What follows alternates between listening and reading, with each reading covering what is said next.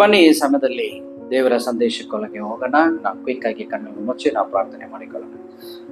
ತಂದೆಯಾದ ದೇವರೇ, ಅಪ್ಪ, ಇದುವರೆಗೂ ಕರ್ತನೆ ದೇವರೇ, ಸಭೆಯ ಎಲ್ಲ ಕಾರ್ಯವನ್ನು ನಾವು ನೋಡುತ್ತಾ ಬರುತ್ತಾ ಒಳ್ಳೆ ಸಮಯಕ್ಕಾಗಿ ಸ್ತೋತ್ರ. ಈ ಸಮಯದಲ್ಲಿ ನಿಮ್ಮ ವಾಕ್ಯ ಕಡೆ ನಾವು ನಮ್ಮ ಮನಸ್ಸು, ನಮ್ಮ ಕಿವಿ, ನಮ್ಮ ಹೃದಯ ದೇವರೇ ಸಂಪೂರ್ಣವಾಗಿ ತಿರುಗಿಸಿ ಅಪ್ಪ, ವಾಕ್ಯದಂತೆ ನಾವು ವಿಧೇಯರಾಗೋದಕ್ಕೆ ಒಪ್ಪಿಸಿಕೊಡುವರಂತೆ ನಮ್ಮೊಂದಿಗೆ ಮಾತನಾಡಿರಿ ಸ್ವಾಮಿ. ಅಪ್ಪ, ನಾವು ನಮ್ಮ ಕುಟುಂಬದವರು ನಿಮ್ಮನ್ನೇ ಸೇವಿಸುವ ಮಕ್ಕಳಾಗಿ ನಮ್ಮನ್ನು ಮಾರ್ಪಡಿಸು. ಯೇಸುವಿನ ನಾಮದಲ್ಲಿ ಪ್ರಾರ್ಥಿಸುತ್ತೇವೆ ತಂದೆಯೇ, ಆಮೆನ್. ಹಲ್ಲೆಲೂಯಾ. ಈ ವಾರ ಸಂದೇಶ ನಿಮ್ಮ ಪಕ್ಕದಲ್ಲಿರೋರನ್ನ ನೋಡಿ ಕೇಳ್ಬೇಕಾಗಿರೋ ಸಂದೇಶ. ನಿಮ್ಮ ಪಕ್ಕದಲ್ಲಿರೋರನ್ನ ನೋಡಿ ಏನ್ ಸಮಯ ಅಂತ ಕೇಳಿ. ವಾಟ್ಸ್ ದ ಟೈಮ್ ಕೇಳ್ರಿ. ಒಂದು ಇಬ್ಬರ ಹತ್ರ ಕೇಳ್ರಿ. Lucy, you take efficiency 5:17. ಆದುದರಿಂದ ಕಾಲವನ್ನು ಸುಮ್ಮನೆ ಕಳೆಕೊಳ್ಳದೆ ಅದನ್ನು ಬೆಲೆಯುಳ್ಳದೆಂಬುದಾಗಿ ಉಪಯೋಗಿಸಿರಿ. ಮತ್ತೊಂದು ಸಾರಿ ಜೋರಾಗಿ ಗಟ್ಟಿಯಾಗಿ ಎಲ್ಲರೂ ಸೇರಿ ಗಮನಿಸೋಣ. ಆದುದರಿಂದ ಕಾಲವನ್ನು ಸುಮ್ಮನೆ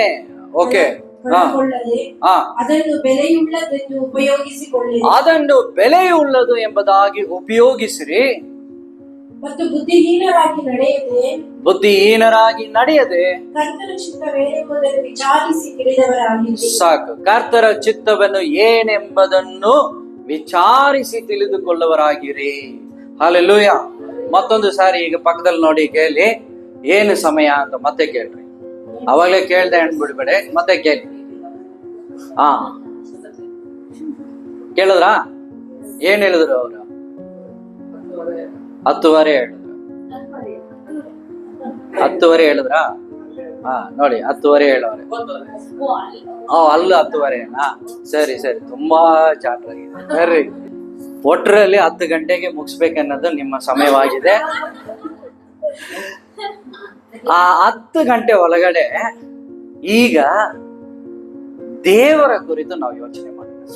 ಓಕೆ, ಕಾಲವನ್ನು ಉಪಯೋಗಿಸಿಕೊಳ್ಳಿರಿ, ಸಮಯವನ್ನು ಉಪಯೋಗಿಸಿಕೊಳ್ಳಿರಿ ಎಂಬುದಾದ ವಾಕ್ಯದ ಪದವನ್ನು ನಾವು ಓದಿದ್ದೇವೆ. ವಾಕ್ಯವನ್ನು ಈಗ ಈ ದಿನದಲ್ಲಿ ಇವತ್ತು ನಾವೇನ್ ಮಾಡ್ತೀವಿ ಅಂದ್ರೆ, ನಮ್ಮ ಸಮಯವನ್ನು ಹೇಗೆ ಉಪಯೋಗಿಸಿಕೊಳ್ಳೋದು, how to redeem our time, how to redeem, ನಮ್ಮ ಸಮಯವನ್ನು ನಾವು ಯಾವ ರೀತಿಯಲ್ಲಿ ನಾವು ಉಪಯೋಗಿಸಬೇಕೆಂಬುದನ್ನು ನಾವು ನೋಡೋಣ. ನಾವು ಈಗ ನೋಡುವುದಾದ್ರೆ ಪ್ರಸಂಗಿಯ ಪುಸ್ತಕದಲ್ಲಿ 3ನೇ ಅಧ್ಯಾಯ 1ರಿಂದ 8ನೇ ವಚನ ತನಕ ನೀವು ಬರೆದಿಟ್ಟುಕೊಳ್ಳ್ರಿ. ಅಲ್ಲಿ ಎಲ್ಲಾ ರೀತಿಯಾದ ಕಾಲವನ್ನು ಕುರಿತು, ಸಮಯವನ್ನು ಕುರಿತು ಅಲ್ಲಿ ಬರೆಯಲ್ಪಟ್ಟಿದೆ. ಯಾವ ರೀತಿಯಾದ ಸಮಯ ಅಂದರೆ, ನಾವು ಎಂತೆಂಥ ಸಮಯದಲ್ಲಿ ಎಂತೆಂಥ ರೀತಿಯಲ್ಲಿ ನಾವು ಜೀವಿಸಬೇಕು, ನಮ್ಮ ಜೀವನದ ಸಮಯದಲ್ಲಿ ಎಂತೆಂಥ ಸಮಯವು ನಮಗೆ ಏನಾಗ್ತದೆ ಇರುತ್ತದೆ ಎಂಬುದಾಗಿ. ಕೆಲವು ಸಮಯದಲ್ಲಿ ನಾವು ಅಳುವ ಸಮಯವಿರುತ್ತದೆ, ಕೆಲವು ಸಮಯದಲ್ಲಿ ಸಂತೋಷ ಪಡುವ ಸಮಯವಿರುತ್ತದೆ, ಕೆಲವು ಸಮಯದಲ್ಲಿ ಕೊಡಬೇಕಾಗಿರುತ್ತದೆ, ಕೆಲವು ಸಮಯದಲ್ಲಿ ಪಡೆದುಕೊಳ್ಳಬೇಕಾಗಿರುತ್ತದೆ, ಕೆಲವು ಸಮಯದಲ್ಲಿ ನಾವು ನಮ್ಮನ್ನ ಏನ್ ಮಾಡ್ಬೇಕಂದ್ರೆ ನಾವು ಬಿಟ್ಟು ಬಿಡಬೇಕಾಗಿರುತ್ತದೆ, ಕೆಲವು ಸಮಯದಲ್ಲಿ ನಾವೇನ್ ಮಾಡ್ಬೇಕು ಅದನ್ನ ಹೊಂದಿಕೊಳ್ಳುವ ಸಮಯವು ಎಂಬುದಾಗಿ ಅನೇಕ ರೀತಿಯಲ್ಲಿ ಸಬ್ಕೋ ಸಮಯ ದಿಯಾ ಹುವಾ ಹೈ.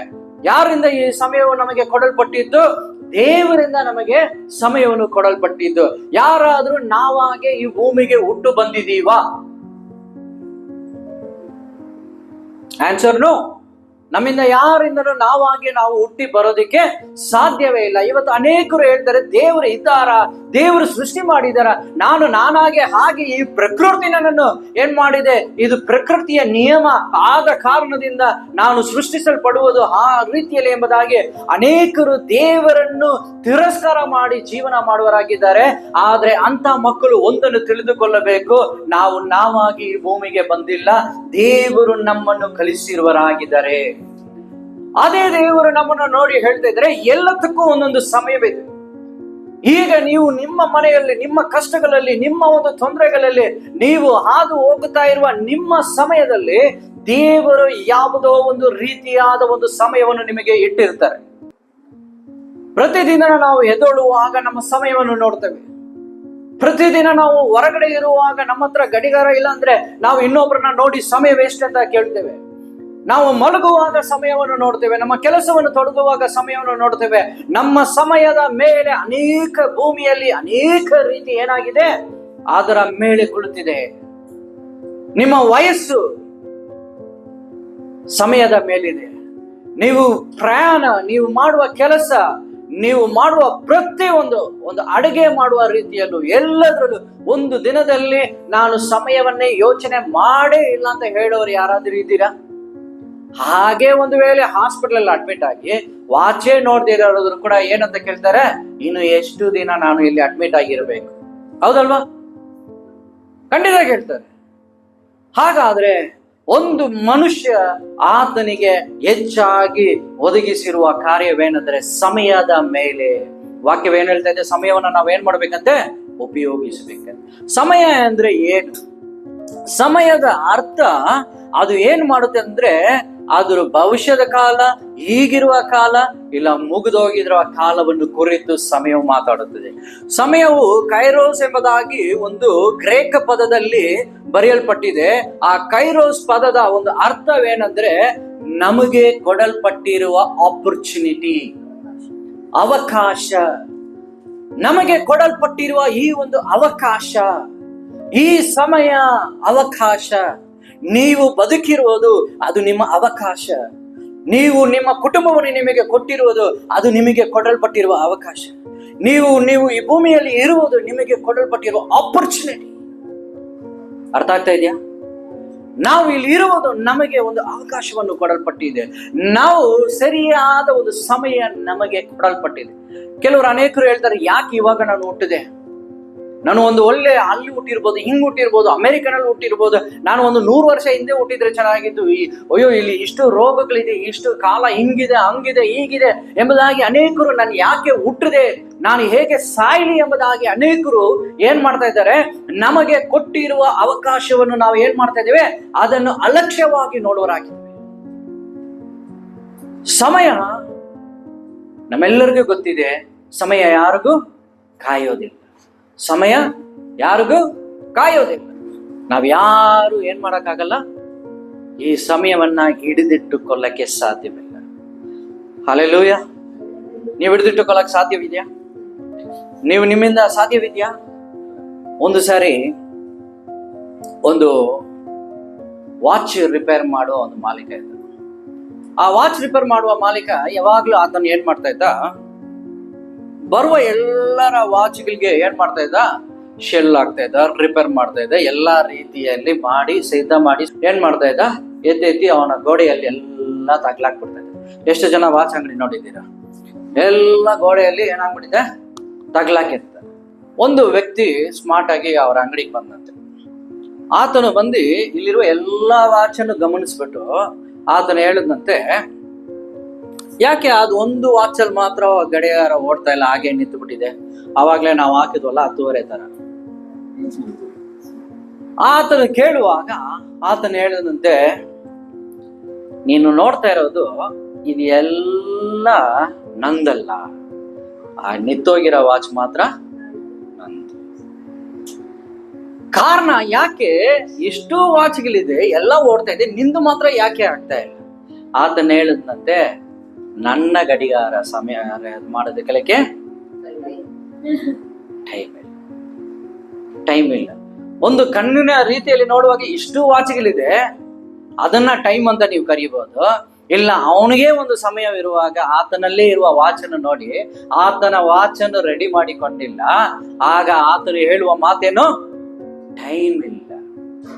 ಸೊ ಅನೇಕ ವಾಚ್ಗಳಿದೆ, ಆದ್ರೆ ಒಂದು ವಾಚ್ ಏನಾಗ್ತಾ ಇಲ್ಲ, ಕೆಲಸ ಮಾಡ್ತಾರೆ. ಕಾರಣವೇನಂದ್ರೆ ಸಮಯ ಇಲ್ಲ, ಸಮಯ ಇಲ್ಲ, ಸಮಯ ಇಲ್ಲ, ಸಮಯ ಇಲ್ಲ. ಒಂದು ದಿನಕ್ಕೆ ನೀವು ಒಂದು ಸಾರಿ ಆದ್ರೂ ಸಮಯ ಇಲ್ಲ ಅಂತ ಹೇಳಿದೀರಾ, ಹೇಳಿಲ್ವಾ? ಹೇಳಿ ನೋಡೋಣ. ಒಂದು ಸಲ ಆದ್ರೂ ನಿನಗೆ ಸಮಯವಿಲ್ಲ. ಓಕೆ, ಒಂದು ಸಲ ಆದ್ರೂ ನಾವೇನ್ ಮಾಡ್ತೀವಿ, ಖಂಡಿತ ಟೈಮೇ ಇಲ್ಲ ಬ್ರದರ್, ಎದುಗುಮೇ ಟೈಮ್ ಇಲ್ಲ, ಎದುಗದ ಇರ್ಕ್ರೆ ಅದಕ್ಕೂ ಟೈಮ್ ಇಲ್ಲ, ಏನ್ ಮಾಡ್ತಾ ಇದೀವಿ ಅದಕ್ಕೂ ಟೈಮ್. ಮಲಗಕ್ಕೆ ಟೈಮ್ ಇದೆ, ಊಟ ಮಾಡೋಕ್ಕೆ ಟೈಮ್ ಇದೆ, ನಮ್ಮ ಮಾತನಾಡೋದಕ್ಕೆ ಟೈಮ್ ಇದೆ, ನಾವು ಸಂಜೆ ಟೈಮಲ್ಲಿ ಹೋಗಿ ಮಕ್ಕಳ ಜೊತೆ ಟೈಮ್ ಪಾಸ್ ಮಾಡೋಕ್ಕಿದೆ, ಮೊಮ್ಮಕ್ಕಳ ಜೊತೆ ಟೈಮ್ ಪಾಸ್ ಮಾಡೋಕ್ಕಿದೆ, ಆಫೀಸ್ ಹೋಗೋಕ್ಕೆ ಟೈಮ್ ಇದೆ, ಕಾಲೇಜ್ ಹೋಗೋಕ್ಕೆ ಟೈಮ್ ಇದೆ, ನಾವು ಕೆಲಸ ಮಾಡೋಕ್ಕೆ ಟೈಮ್ ಇದೆ, ನಾವು ಎದ್ದೊಳೋದಕ್ಕೆ ಟೈಮ್ ಇದೆ, ಮಲಗಕ್ಕೆ ಟೈಮ್ ಇದೆ, ಊಟ ಮಾಡೋಕ್ಕೆ ಎಲ್ಲದಕ್ಕೂ ಟೈಮ್ ಇದೆ. ಇದ್ರ ಬಿಟ್ಟು ಮ್ಯಾನೇಜ್ ಮಾಡೋದು, ಬೇರೆ ಫಂಕ್ಷನ್ ಇದ್ರೆ ಅಟೆಂಡ್ ಮಾಡೋಕ್ಕೆ ಟೈಮ್ ಇದೆ. ಇಲ್ಲಿ ನಾವು ಎಲ್ಲ ಟೈಮನ್ನು ನಾವೇನ್ ಮಾಡಿಬಿಟ್ಟಿದ್ವಿ, ಎಲ್ಲಾನು ಬಿಸಿ ಮಾಡಿಬಿಟ್ಟು, ಎಲ್ಲ ಟೈಮನ್ನು ಬಿಸಿ ಮಾಡಿಟ್ಬಿಟ್ಟು ಲಾಸ್ಟ್ ಅಲ್ಲಿ ನಮ್ಮ ಗಡಿಯಾರ ಏನಾಗ್ತಾ ಇಲ್ಲ, ಓಡ್ತಾ ಇಲ್ಲ. ಯಾಕೆ ಓಡ್ತಾ ಇಲ್ಲ ಅಂತ ಆಮೇಲೆ ಹೇಳ್ತೀನಿ, ಆಮೇಲೆ ನೀವು ರಿಪೇರ್ ಮಾಡಿ ಓಡಿಸಿ. ಓಕೆ, ಈಗ ಒಂದು ಪ್ರಶ್ನೆ, ದೇವರಿಗೆ ಪ್ರಾರಂಭವಿದ್ದ. ಈಗ ಸ್ವಲ್ಪ ಸಮಯವನ್ನ ನಾವು ಹಿಂದೆ ಎತ್ಕೊಂಡು ಹೋಗೋಣ, ಹಿಂದೆ ಯೋಚನೆ ಮಾಡೋಣ. ನಮ್ಮ ಟೈಮ್ ಓಡ್ದಿರ ನಿಂತಿದೆ, ಪರವಾಗಿಲ್ಲ, ಸ್ವಲ್ಪ ಯೋಚನೆ ಮಾಡಿ. ನಾವು ಭೂಮಿಗೆ ಬರೋದಕ್ಕೆ ಮುಂಚೆ ದೇವರು ಇದ್ದಿದ್ದಾರೆ ಅಂತ ನಮ್ಗೆ, ಓಕೆ, ನಮ್ಮ ಹೆತ್ತವರಿದ್ದಾರೆ, ಹೆತ್ತವರ ಓಕೆ ಓಕೆ ಓಕೆ ಹಂಗೆ ಹಂಗೆ ಹಂಗೆ ಭೂಮಿಯಲ್ಲಿ ಮನುಷ್ಯನ ಉಂಟಾದ. ಭೂಮಿಯಲ್ಲಿ ಮನುಷ್ಯನದು ಉಂಟಾದ್ಮೇಲೆ ದೇವರು ಈ ಭೂಮಿಯನ್ನು ಸೃಷ್ಟಿ ಆಗೋದಕ್ಕೆ ಮುಂಚೆನೆ ಆತ ಯಾವಾಗ ಸೃಷ್ಟಿಯಾಗಿದ್ದಾನೆ ಅಂತ ಯಾರಿಗೂ ಅರಿಯುತ್ತೆ. ದೇವರು ಯಾವಾಗ ಆತನ ಬಿಗಿನಿಂಗ್, ಆತನ ಪ್ರಾರಂಭ, ದೇವರು ಯಾವಾಗ ಆತನು ಪ್ರಾರಂಭವಾಗಿದ್ದಾನೆ ಎಂಬುದು ಮನುಷ್ಯರಿಂದ ತಿಳಿದುಕೊಳ್ಳಲು ಸಾಧ್ಯವಿಲ್ಲ, ದೇವದೂತರುಗಳಿಂದ ತಿಳಿದುಕೊಳ್ಳಲು ಸಾಧ್ಯವಿಲ್ಲ. ಅದು ದೇವರ ಹತ್ರ ನೀವು ಹೋಗುವಾಗ ಮಾತ್ರವೇ ನಾವು ಹೋಗಿ ಕೇಳಬೇಕು. ಯಾವಾಗಿಂದ ಇದ್ದೀರಾ ದೇವರೇ? ನಿಮ್ಮ ಡೇಟ್ ಆಫ್ ಬರ್ತ್ ಸ್ವಲ್ಪ ನಮಗೆ ಹೇಳಿ, ನಿಮ್ಮ ಆಧಾರ್ ಕಾರ್ಡ್ ಇದ್ರೆ ಸ್ವಲ್ಪ ತೋರಿಸಿ. ದೇವರಿಗೆ ಪ್ರಾರಂಭವಿಲ್ಲ. ಒಪ್ಕೊಳ್ತೀರಾ? ಒಪ್ಕೊಳ್ಳೋರಾಗಿದ್ರೆ ಹಲ್ಲೆಲೂಯಾ ಹೇಳ್ರಿ. ಆತನು ಆದಿಯಿಂದ ಇದ್ದಾನೆ. ಈಗ ಆತನು ಆದಿಯಿಂದ ಇದ್ದ ಮೇಲೆ ಆತನು ಏನ್ ಮಾಡಿದ್ದಾರೆ? ಈ ಭೂಮಿಯನ್ನ ಸೃಷ್ಟಿ ಮಾಡಾದ ಮೇಲೆ ಆದಾಮ ಅವಲನ್ನು ಏನ್ ಮಾಡಿದ್ರು? ಸೃಷ್ಟಿ ಮಾಡಿ. ಅವರೆಲ್ಲ ಇದ್ದಂತ ಕಾಲ, ಅವರ ಕಾಲ ಕಳೆದು ಈಗ ನಾವೇನ್ ಮಾಡಿದ್ದೀವಿ? ನಾವು ಭೂಮಿಯಲ್ಲಿ ಒಂದು ಮುಖ್ಯವಾದ ಒಂದು ವ್ಯಕ್ತಿಗಳಾಗಿದ್ದೀವಿ. ನಮ್ಮ ಸಮಯದಲ್ಲಿ ನಾವು ಅತಿ ಗಣ್ಯ ಉಳ್ಳವಂತ ಒಂದು ವ್ಯಕ್ತಿ. ಇಲ್ಲಿರುವ ನಾವೆಲ್ಲರೂ ದೇವರ ಮಕ್ಕಳಾಗಿದ್ದೀವಿ ಎಂಬುದಾಗಿ ಹೇಳೋದಾದ್ರೆ, ನಾವು ಆತನ ಸೃಷ್ಟಿಯಲ್ಲಿ ಒಂದು ಮಹಾ ಪಾತ್ರೆಯನ್ನು ನಾವು ಅದರಲ್ಲಿ ಇರುವರಾಗಿದ್ದೇವೆ. ನಮ್ಮೆಲ್ಲರಿಗೂ ದೇವರು ನಮ್ಮನ್ನ ಸೃಷ್ಟಿ ಮಾಡಿ ಹಾಗೆ ಬಿಟ್ಟು ಬಿಡಿಲ್ಲ. ದೇವರು ನಮ್ಮನ್ನ ಸೃಷ್ಟಿ ಮಾಡಿ ಆತನು ನಮಗೆ ಮಹಾ ಪದವಿಯನ್ನು ನಮಗೆ ಕೊಟ್ಟಿದ್ದಾರೆ. ಏನ್ ಕೊಟ್ಟಿದ್ದಾರೆ? ಮಹಾ ಪದವಿ. ರಾಜ ಯಾಜಕರಾಗಿ ದೇವರು ನಮ್ಮನ್ನ ಮಾರ್ಪಡಿಸಿದ್ದಾರೆ. ನೀವು ನಂಬೋದಿಲ್ಲ, ಆದ್ರೆ ದೇವರು ನಿಮ್ಮನ್ನ ರಾಜ ಯಾಜಕರಾಗಿ ನೋಡ್ತಾ ಇದ್ದಾರೆ. ನಾವೇನ್ ಮಾಡ್ತಾ ಇದ್ದೀವಿ? ಹಾಕೊಳ್ಳಕ್ಕೆ ಬಟ್ಟೆ ಇಲ್ಲ, ಆದ ಕಾರಣ ದೇವರು ನನ್ನನ್ನ ರಾಜ ಯಾಜಕನಾಗಿ ನೋಡ್ತಾ ಇಲ್ಲ ಅಂತ ನಾವೇನ್ ಮಾಡ್ಬಿಟ್ಟಿದ್ವಿ? ದೇವರನ್ನ ಲೆಕ್ಕ ಮಾಡಿಟ್ಬಿಟ್ಟಿದ್ವಿ.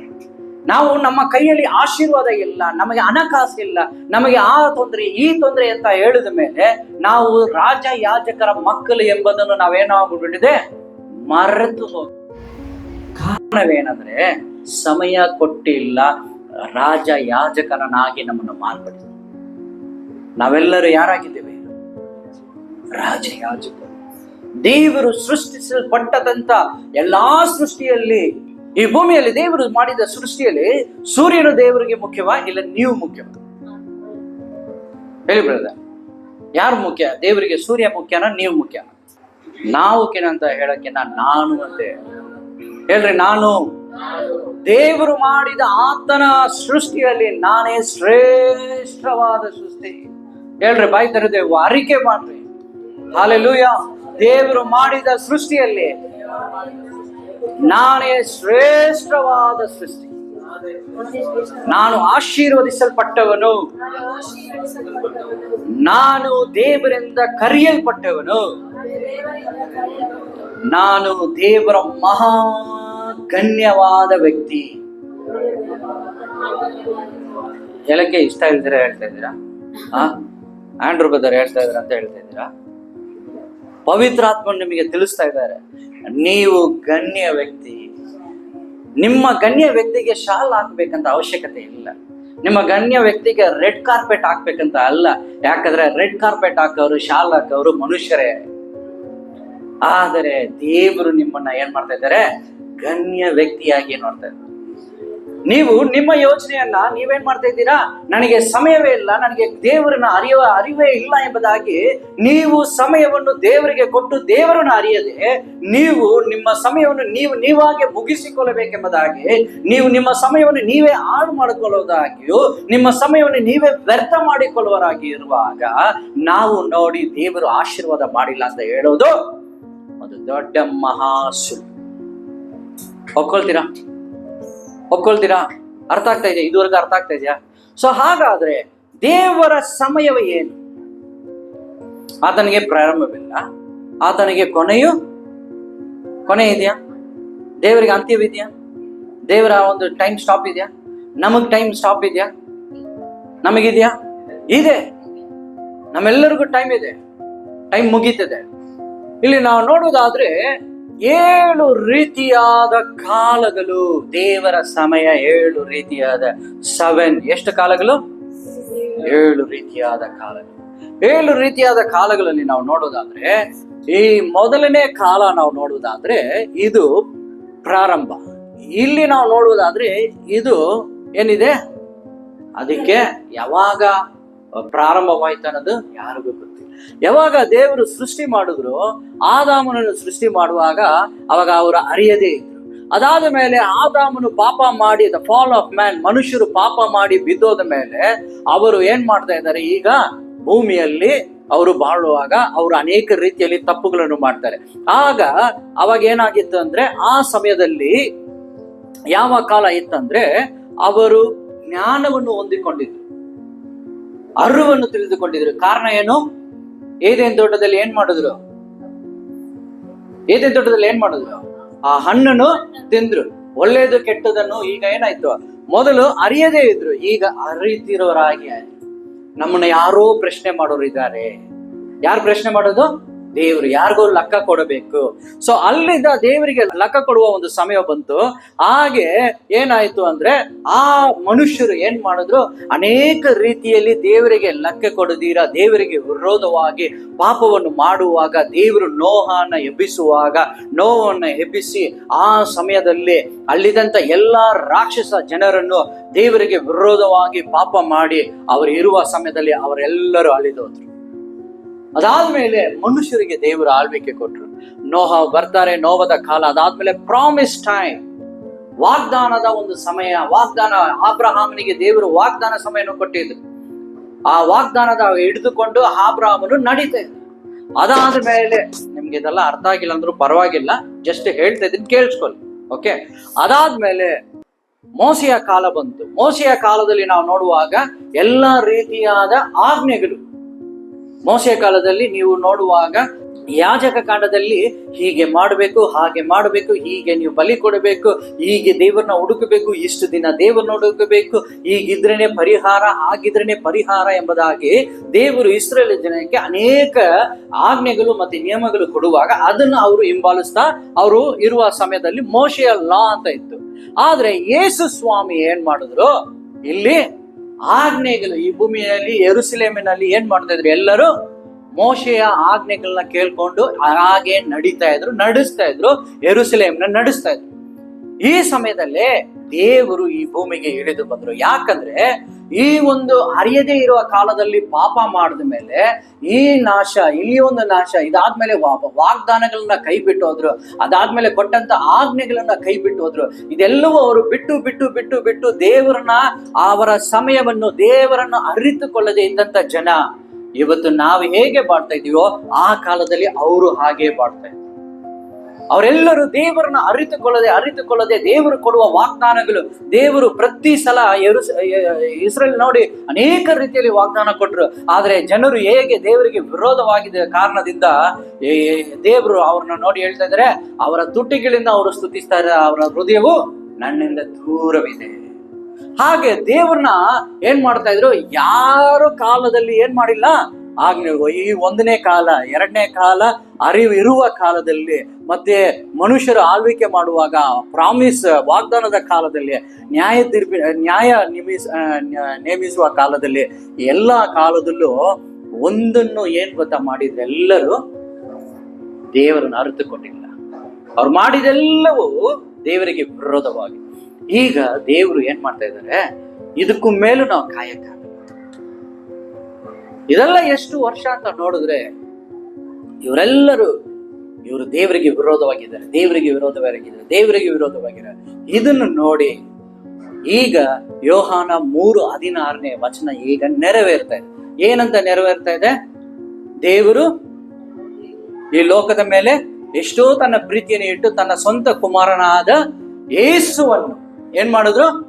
ಯೇಸುವನ್ನು ನಮಗಾಗಿ ಕಳಿಸುವನಾಗಿ, ಯೇಸು ಸ್ವಾಮಿ ನಮಗಾಗಿ ಕಳಿಸಲ್ಪಟ್ಟು ಈ ಹಿಂದೆ ಇದ್ದಂತ ಈ ಎಲ್ಲಾ ಕಾಲದಲ್ಲಿ ಇವರೆಲ್ಲರನ್ನು ರಕ್ಷಿಸುವುದಕ್ಕೂ, ಮತ್ತೆ ಈಗಿರುವ ಕಾಲ ಯಾವುದಂದ್ರೆ ನಾವಿರುವ ಕಾಲ ಸಭೆಯ ಕಾಲ. ಯಾವ ಕಾಲದಲ್ಲಿದ್ದೇವೆ? ಸಭೆಯ ಕಾಲ. ನಾವು ಇವಾಗ ಸಭೆಗಳಿದೆ, ಆ ಕಾಲದಲ್ಲಿ ಸಭೆಗಳಿರ್ಲಿಲ್ಲ. ಅವರೆಲ್ಲ ದೇವಾಲಯದಲ್ಲಿ ಕೂಡ್ತಾ ಇದ್ರು, ಆದ್ರೆ ದೇವರನ್ನ ನಂಬಿಲ್ಲ. ಇವತ್ತು ನಮ್ಮೆಲ್ಲರಿಗೂ ಸಭೆಯು ಕೊಡಲ್ಪಟ್ಟಿದೆ. ಈ ಸಭೆಯಲ್ಲಿ ನಾವು ದೇವರನ್ನ ನಂಬಬೇಕೆಂಬುದಾಗಿ ನಮಗಾಗಿ ಈ ಒಂದು ಕೃಪೆಯ ಕಾಲವನ್ನು ಕೊಟ್ಟಿದ್ದಾರೆ. ಈ ಕೃಪೆ ಅಂದ್ರೆ ಏನು? ಪವಿತ್ರ. ಯಾರು ಬಂದಿರೋದು ಇವಾಗ ನಮ್ ಜೊತೆ? ಪವಿತ್ರಾತ್ಮ ನಮ್ಮೊಂದಿಗೆ, ನಮ್ಮ ಸಂಗಡವೇ ಪವಿತ್ರಾತ್ಮನು ಕಳಿಸಲ್ಪಟ್ಟಿದ್ದಾರೆ. ಪವಿತ್ರಾತ್ಮನು ಈಗ ಲಭ್ಯವಾಗಿರುವ ಸಮಯ. ಈ ವಚನವನ್ನೇ ನಾವು ಓದುವಾರ ನಾವು ಏನಂತ ಕೇಳಿದ್ವಿ ಸಂದೇಶದಲ್ಲಿ, ದೇವರು ನಿಮ್ಮ ಸಮೀಪದಲ್ಲಿ ಇರುವಾಗಲೇ ಆತನು ನೀವೇನು ಮಾಡ್ರಿ? ಹುಡುಕ್ರಿ. ಪವಿತ್ರಾತ್ಮನು ನಿಮ್ಮ ಸಮಯದಲ್ಲಿ ಕೊಡಲ್ಪಟ್ಟಿದೆ. ಈಗ ನಾವು ಇರೋದು ಪವಿತ್ರಾತ್ಮನ ಸಭೆಯ ಕೃಪೆಯ ಕಾಲ. ಇಲ್ಲಿ ಯಾರಾದ್ರೂ ಏನಾದ್ರೂ ತಪ್ಪು ಮಾಡಿದ್ರೆ ಅವಾಗ್ಲೇ ಅವ್ರನ್ನ ಏನ್ ಮಾಡ್ತಾ ಇದ್ರು? ದಂಡಿಸ್ತಾ ಇದ್ರು. ಅವಾಗ್ಲೇ ಅವರು ಸತ್ತೋಗ್ತಾ ಇದ್ರು. ಆದ್ರೆ ಇವಾಗ ಕೃಪೆ ಇದೆ. ಆ ಕಾಲದಲ್ಲಿ ಮಾಡಿದಂತ ತಪ್ಪುಗಳು ನೋಡುವುದಾದ್ರೆ ಅವ್ರಿಗೆ ಶಿಕ್ಷೆ ಬಂತು. ಈ ಕಾಲದಲ್ಲಿ ಮಾಡ್ತಾ ಇರುವ ತಪ್ಪುಗಳಿಗೆ ಈಗ ಶಿಕ್ಷೆ ಹೇಗಿರುತ್ತೆ? ಹೆಂಗಿರ್ಬೇಕು? ಅನಿನ ಸಫೇರ ಎಂಬುದಾಗಿ ವ್ಯಕ್ತಿಗಳಿಬ್ರಿದ್ರು. ಅವರ ಆ ಕಾಲದಲ್ಲಿ ಏನ್ ಮಾಡ್ತಾ ಇದ್ರು? ಪವಿತ್ರಾತ್ಮನು ಭೂಮಿನಲ್ಲಿ ಇಳಿದು ಬಂದಿರುವಾಗ ಒಂದು ಶಿಕ್ಷೆ ಅವರಿಗೆ ಬಂತು. ಯಾವ ಶಿಕ್ಷೆ ಅಂದ್ರೆ, ಅವರು ಮನೆಯಲ್ಲಿ ಹಣಕಾಸು ದುಡ್ಡನ್ನು ಇಟ್ಟುಕೊಂಡು ಅವರು ಮಾರಿದನ್ನು ಸಂಪೂರ್ಣವಾಗಿ ಆಲಯಕ್ಕೆ ಕೊಡದೆ, ಅವರು ಸ್ವಲ್ಪ ಮಾತ್ರ ಅವ್ರು ಏನ್ ಮಾಡಿದ್ರು? ಇಟ್ಟುಕೊಂಡಿದ್ದ ಕಾರಣದಿಂದ, ಅವರು ಸುಳ್ಳು ಹೇಳಿದ ಕಾರಣದಿಂದ, ಆ ಸುಳ್ಳಿನ ಮುಖಾಂತರ ಅಲ್ಲೇ ಅವರು ಸತ್ತು ಬಿದ್ದರು. ಗಂಡ ಸತ್ತು ಬಿದ್ದ ಆತನ ಸಮಾಧಿ ಮಾಡಿ ಬರೋಷ್ಟರಲ್ಲಿ ಹೆಂಡತಿ ಸತ್ತು ಬಿದ್ದರು. ಹಾಗಾದ್ರೆ ಪವಿತ್ರಾತ್ಮನ ಕಾಲವು ನಮಗೆ ಕೊಡಲ್ಪಟ್ಟಿದೆ. ಈಗ ನಮಗೆ ಶಿಕ್ಷೆ ಇಲ್ಲ. ಆದ್ರೆ ಇನ್ನು ಮುಂದೆ ಏನ್ ನಡೆಯೋ ಕಾಲ ಅಂದ್ರೆ, ಇವಾಗ ನಾವ್ ಯಾವ ಕಾಲದಲ್ಲಿ ಇದ್ದೀವಿ? ಇವಾಗ ಇಷ್ಟು ಕಾಲಗಳು ನಿಮ್ಗೆ ಜ್ಞಾಪಕ ಇದೆಯಾ? ಇದ್ರೆ ಇಟ್ಕೊಳ್ಳಿ, ಪರವಾಗಿಲ್ಲ. ಆದ್ರೆ ಈಗಿರೋ ಕಾಲ ನಮಗೆ ಕೃಪೆಯ ಕಾಲ ಕೊಡಲ್ಪಟ್ಟಿದೆ. ಈ ಕೃಪೆಯ ಕಾಲದಲ್ಲಿ ನಾವು ಮಾಡಬೇಕಾಗಿರೋದು ಏನಂದ್ರೆ, ನಾವು ಪವಿತ್ರಾತ್ಮನನ್ನು ಹೊಂದಿಕೊಂಡು ಪವಿತ್ರಾತ್ಮನ ಜೀವಿತವನ್ನು ನಾವು ಜೀವಿಸಬೇಕು. ಪವಿತ್ರಾತ್ಮನ ಜೀವಿತವನ್ನು ನಾವು ಸಭೆಯಾಗಿ ನಾವು ಜೀವಿಸದೆ ಹೋದ್ರೆ, ಪವಿತ್ರಾತ್ಮನ ನಾವು ಅರಿಯದೇ ಇದ್ರೆ, ಇಲ್ಲ ಈ ಪವಿತ್ರಾತ್ಮನ ನನಗೆ ಬೇಕು, ನಾನು ತಿಳ್ಕೊಳ್ಬೇಕು, ನನಗೆ ಇನ್ನೂ ಹೆಚ್ಚಾಗಿ ಬೇಕೆಂಬುದಾದ್ರೆ, ಪವಿತ್ರಾತ್ಮನ ಇಲ್ಲದ ಜೀವಿತ ನಿಮ್ಮ ಕಾಲವನ್ನು ನೀವು ಸಮಯ ವ್ಯರ್ಥ ಮಾಡುವ ಕಾಲದಲ್ಲಿದ್ದೀವಿ. ಕೃಪೆ ಹೆಚ್ಚಾಗಿದ್ದರಿಂದ ನಾವು ಪಾಪ ಇನ್ನೂ ಹೆಚ್ಚಾಗಿ ಮಾಡಬಹುದಾ ಎಂಬುದಾಗಿ ಪೌಲನು ನೋಡಿ ನಮ್ಮನ್ನು ಕೇಳುವರಾಗಿದ್ದಾರೆ. ಸೊ ಹಾಗಾದ್ರೆ ನಾವು ಇನ್ನು ಉಳಿದಿರುವ ಕಾಲ ಯಾವುದು? ಇನ್ನು 7 ವರ್ಷ ಅಂತ್ಯಕ್ರಿಸ್ತುವ ಕಾಲ ಕಾಯ್ತಾ ಇದೆ. ಅದಕ್ಕೆ ಮುಂಚೆ ದೇವರು ಬರುವ ದೇವರಾಗಿದ್ದಾರೆ. ಆತನು ರಹಸ್ಯವಾಗಿ ಬರುವ ದೇವರಾಗಿದ್ದಾರೆ. ಆತನು ಕೆಲವರು ಹೇಳ್ತಾರೆ ರಹಸ್ಯವಾಗಿ ಬರ್ತಾರೆ, ಕೆಲವರು ಇಲ್ಲ ಎಲ್ಲರಿಗೂ ಕಾಣಿಸುವ ರೀತಿಯಲ್ಲಿ ಬರ್ತಾರೆ. ಹೆಂಗ್ ಬಂದ್ರೆ ಏನು? ನಾವು ಹೋಗ್ಬೇಕಾ? ನಿಮಗ್ ಟಿಕೆಟ್ ಸಿಕ್ಬೇಕು, ವೀಸಾ ಸಿಕ್ಬೇಕು, ಓಕೆ ಅಷ್ಟೇ. ಅವರು ಸಪರೇಟ್ ಆಗಿ ಬಂದ್ರೆ ಏನು, ಅವರು ಗ್ರೂಪ್ ಆಗಿ ಬಂದ್ರೆ ಓಕೆ. ಆದ್ರೆ ಈ ದೇವರು ನಾವು ಬರುವ ಸಮಯದಲ್ಲಿ ಕೃಪೆಯಾಗಿ ನಾವೇನ್ ಮಾಡ್ಬೇಕು? ರ್ಯಾಪ್ಚರ್ ಏನೋದ್ರಲ್ಲಿ ಎತ್ತಲ್ಪಡಬೇಕು. ಹಾಗೆ ನೀವು ಎತ್ತಲ್ಪಟ್ಟಿಲ್ಲ ಅಂದ್ರೆ 7 ವರ್ಷ ನಮಗೆ ಈ ಭೂಮಿಯಲ್ಲಿ ಉಪದ್ರ ಕಾಲವಿದೆ. ಓಕೆ, 7 ವರ್ಷ ಉಪದ್ರ ಕಾಲ. ಫಸ್ಟ್ 3.5 ವರ್ಷ ಉಪದ್ರ ಕಾಲ ಹೇಗಿರುತ್ತೆ ಅಂದ್ರೆ ಸುಲಭವಾಗಿರುತ್ತದೆ, ಕಠಿಣ ಇರೋದಿಲ್ಲ. ಆದ್ರೆ ಉಳಿದ 3 ವರ್ಷ ಕಾಲ ಹೇಗಿರುತ್ತದೆ? ಮಹಾ ಉಪದ್ರವ. ಇವಾಗ ಇರುವ ಜನ ಈಗ ಏನ್ ಮಾಡ್ತಾರೆ? ಓಡೋಗಿ ಬೆಟ್ಟದ ಮೇಲೆ ಇಲ್ಲ ಗವಿಯ ಒಳಗಡೆ ಹೋಗಿ ಬಚ್ಚಿಟ್ಟುಕೊಂಡು ಈ ಬೆಟ್ಟ ನಮ್ಮ ಮೇಲೆ ಬಿದ್ದು ನಾವು ಸಾಯ್ತೀವಿ. ಪ್ರಕಟಣೆಯಲ್ಲಿ ಓದ್ ನೋಡ್ರಿ, ಸೂರ್ಯನು ಬೀಳುತ್ತೆ ಕೆಳಗಡೆ ಭೂಮಿಯ ಮೇಲೆ, ಚಂದ್ರನು ಭೂಮಿಯ ಮೇಲೆ ಬೀಳುತ್ತದೆ. ಅನೇಕ ರೀತಿಯಲ್ಲಿ ಭೂಮಿ ಏನಾಗುತ್ತದೆ, ನಾಶವಾಗುತ್ತದೆ. ಮನುಷ್ಯರು ಎಲ್ಲಿ ಓಡೋಗೋದು, ಎಲ್ಲಿ ಹೋಗಿ ಬಚ್ಚಿಟ್ಟುಕೊಳ್ಳೋದು? ನಿಮ್ಮನ್ನ ಹುಡುಕಿ ನಿಮಗೆ ಕೈ ಬಿಡಲ್ಪಟ್ಟಿರೋರಿಗೆ ಹುಡುಕಿ ನಿಮಗೆ ಕೈಯಲ್ಲೋ ತಲೆಯಲ್ಲೋ ನೆಂಬರ್ ಹಾಕ್ತಾರೆ. ಹಾಕುವ ನೆಂಬರ್ ಏನು? ಯಾವ ನೆಂಬರ್ ಹಾಕ್ತಾರೆ? 666 ಹಾಕ್ತಾರೆ. 6 ಅಂತ ಹಾಕ್ತಾರೆ. ಆ 6 ಅಂತ ಏನ್ ಮಾಡ್ತೀವಿ, ನಾವೇನ್ ಮಾಡ್ತೀವಿ? ಓ ರೇಷನ್, ಓ ಟ್ರಾವೆಲಿಂಗ್, ಓ ಬ್ಯಾಂಕ್ ಬ್ಯಾಲೆನ್ಸ್, ಹಾಕು ನಂಬರ್. ಯಾಕಂದ್ರೆ ಊಟ ಸಿಗುತ್ತೆ ಅವಾಗ್ಲೇ. ನಂಬರ್ ಹಾಕೊಂಡಿಲ್ಲ ಅಂದ್ರೆ ಊಟ ಸಿಗಲ್ಲ. ಇವಾಗ ನಿಮ್ ಹೊಟ್ಟೆ ಪಾಡು ಬೇಕಾ ಇಲ್ಲ ಪರಲೋಕ ಬೇಕಾ? ಆಯ್ಕೆ ಮಾಡ್ಕೊಳ್ರಿ, ಆಯ್ಕೆ ಮಾಡ್ಕೊಳ್ರಿ. ದೇವರು ಇದೇ ನಿಮ್ಮ ಕೈಯಲ್ಲಿ ಆಯ್ಕೆಯನ್ನು ಕೊಟ್ಬಿಟ್ಟಿದ್ದಾರೆ. ಯಾವಾಗ ಏದೇನ್ ತೋಟದಲ್ಲಿ ಆ ಹಣ್ಣನ್ನು ತಿನ್ನಬಾರದು ಎಂಬುದಾಗಿ ದೇವರು ಹೇಳಿದ್ರು, ಅರುವನ್ನು ಉಂಟುಪಡಿಸುವ ಒಂದು ಹಣ್ಣನ್ನು ಸೈತಾನ ಪ್ರೇರೇಪಣೆಯಿಂದ ತಿಂದು ಈಗ ಏನಾಗ್ಬಿಟ್ಟಿದೆ, ಇವಾಗ ನಮಗೆ ಆಪ್ಷನ್ ಕೊಡಲ್ಪಟ್ಟಿದೆ.